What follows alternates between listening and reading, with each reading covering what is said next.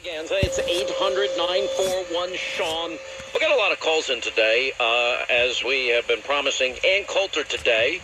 We have the very latest on what has happened with this missing Egypt Air Flight 804. Well, in fact, they have found debris, but they do suspect that a lot of the debris is not going to be recovered. I still believe in my theory from yesterday. We'll check in with Mikey K. Also going to meet United States Army Staff Sergeant Travis Mills today. This is a guy that is one of only 5 quadruple amputees from the wars in Iraq and Afghanistan. Wait till you hear what the great things this man is doing. So inspiring. He'll weigh in, too, on the issue of the missing plane or the plane that crashed, and we'll get to all of that in the course of the program today.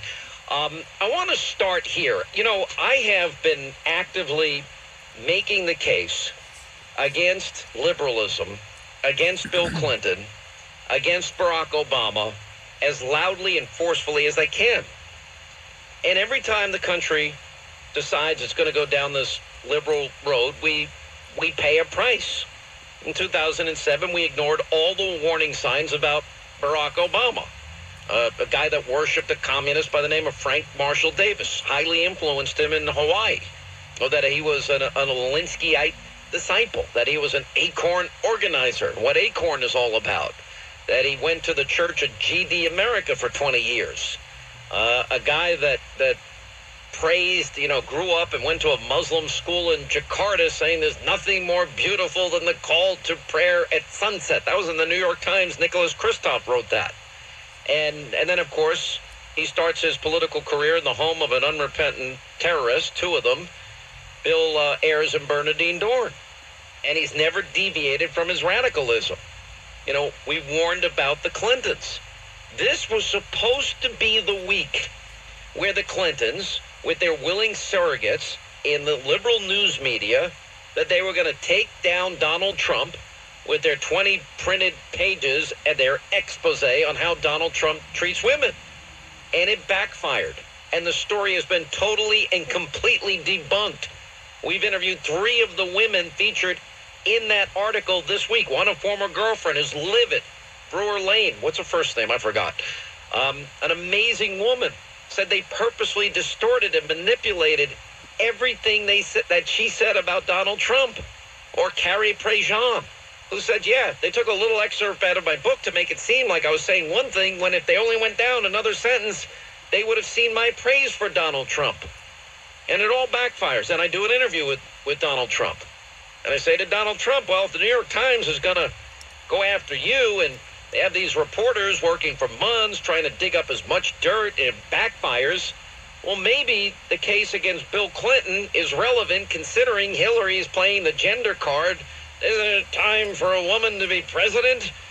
That she wants to portray him in a certain light that is inaccurate, unfair, according to the women that the New York Times used. But then we do know about Bill Clinton. We do know that Paula Jones, in fact, that he was impeached, paid $840,000, lost his law license. We do know that he lied about Jennifer Flowers. I mean, that came up in the beginning of the campaign. They went on 60 Minutes. They lied through their teeth. And then during impeachment, he finally admitted, yeah, he did have an affair with Jennifer Flowers. Just like Monica Lewinsky. Oh, she's crazy. Oh, she's nuts. It's the nuts and sluts characterization. The smearing, the slandering, besmirchment, the character assassination happens to all of these women, whether they are willing or not, whether this was an assault or not. Then you've got really sick allegations. Paula Jones saying that as Attorney General, he dropped his pants and exposed himself in front of her. Well, she won her case.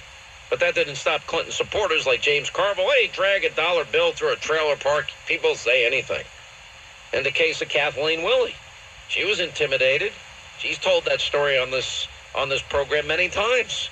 And she was groped, grabbed, fondled, touched, kissed against her will. And then Juanita Broderick, who outright claims he raped her. And she goes on to explain exactly what happened in detail. Well, that's not featured. Apparently, that's not news for the New York Times. But the fact that this has backfired is an incredible moment, a telling moment on how we, the people, have changed the way news is delivered. You don't need NBC anymore. You don't need ABC anymore. You don't need CBS anymore. You don't need the Clinton News Network anymore. Number one, we do have Fox. You do have talk radio, but you also have Twitter, and you have Facebook, and you have Instagram. You know how much news I get off my Twitter account just by scrolling through on any given moment? It's amazing. I love it. Same with Facebook. You get so much news and information at a moment's notice, literally at your fingertips. It's incredible. So the world's changed. Anyway, so last night Andrea Mitchell goes on, and other networks and other people. Mrs. Broderick's claim has been discredited. That is a lie. That is an outright lie. And I defy anybody to tell me when and where it was ever discredited. It is a falsehood. It is an ugly falsehood. It's an ideologically motivated falsehood.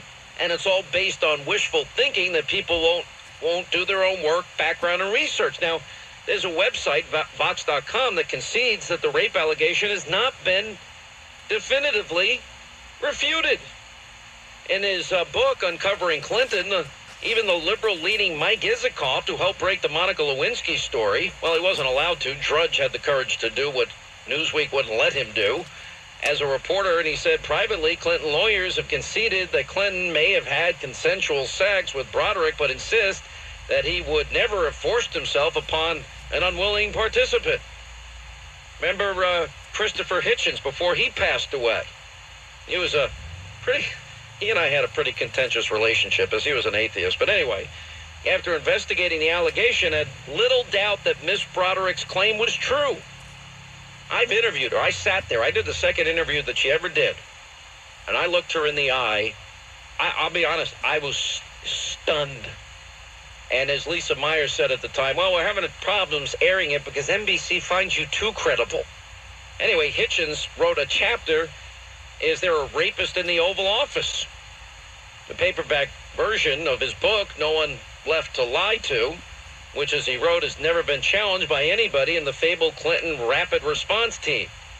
Now Andrea Mitchell, former colleague of Lisa Myers did the first interview with Juanita Broderick, has since said, well, I can say nothing that has come up since that story was reported that in any way undercuts what Juanita Broderick said.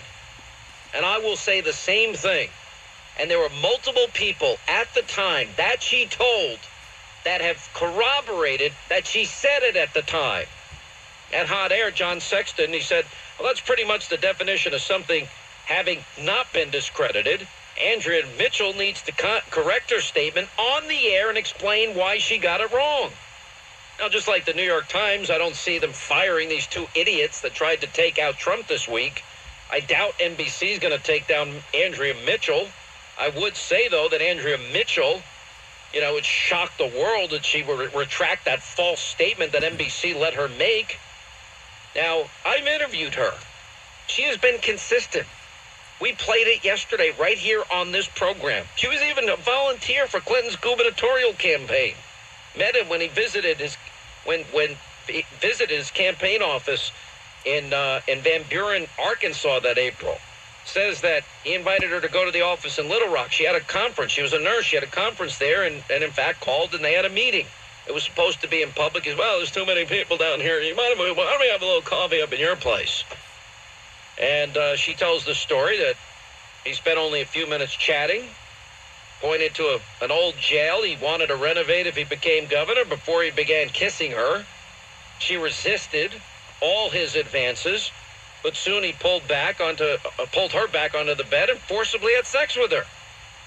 And then when he bit her upper lip and bruised it, it was swollen. Our friend testifies to this. And then, in fact, as he's leaving, you better throw some ice on that. Now, it's worth noting that several of friends of Juanita Broderick have backed up her story. Norma Rogers, who was the director of nursing at Broderick's nursing home at the time, told reporters she entered the hotel room shortly after the assault took place and found Mrs. Broderick crying and in a state of shock. Her upper lip, puffed out and blue, appeared to have been hit. Rogers elaborated to the New York Times, she told me he forced himself on her and forced her to have intercourse. In a You know, in that NBC interview, Broderick's friend, Louise Ma, Susan Lewis, Jean Darden, Norma Rogers' sister, all told NBC News that Broderick told them Clinton raped her at the time. David Broderick, with whom Broderick